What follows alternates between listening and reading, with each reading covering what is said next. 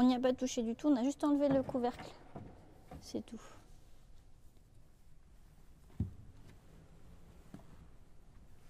Et donc, première conclusion, c'est un peu compliqué là, dans cet état.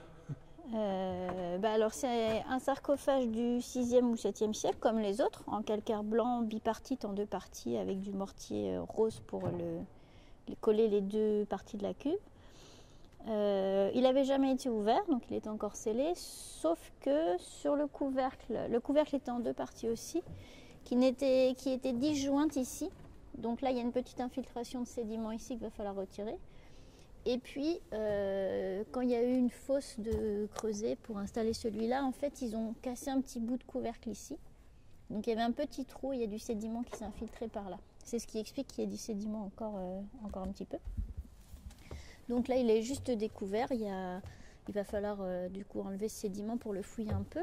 Il n'y a pas grand-chose à fouiller puisqu'il est resté quasiment hermétiquement scellé jusqu'à nous. C'est un petit peu comme le sarcophage de bébé qu'on avait l'année dernière. Là où il n'y avait pas de trou dans le couvercle, en fait, il n'y a pas du tout de sédiments. Il y a juste les os et de la matière organique qui s'est décomposée un petit peu partout.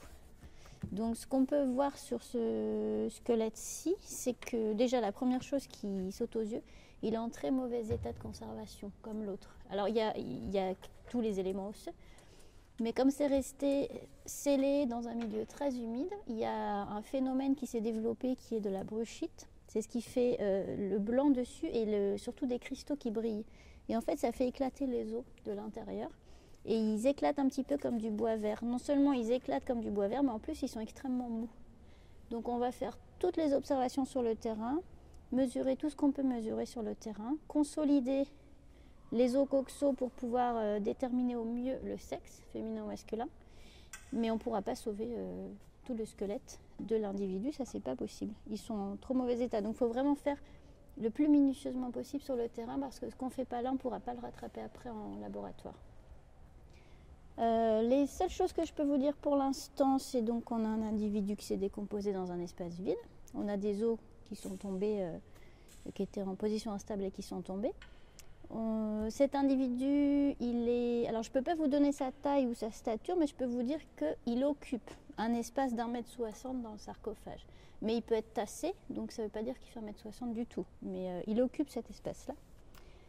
Pour l'instant, c'est un sexe féminin probable. Ça ne veut pas dire que ça sera la conclusion définitive, mais juste sur 2 critères que je vois comme ça, ce sont des critères plutôt féminins. Mais comme il y a beaucoup d'autres critères à prendre en compte, il peut se retrouver être masculin ou indéterminé à la fin. Donc pour l'instant, ça s'orienterait plutôt vers un sexe féminin probable.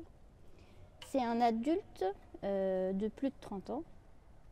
Et c'est à peu près tout ce que je peux vous dire pour l'instant, parce que je n'y ai absolument pas touché, c'est juste en regardant.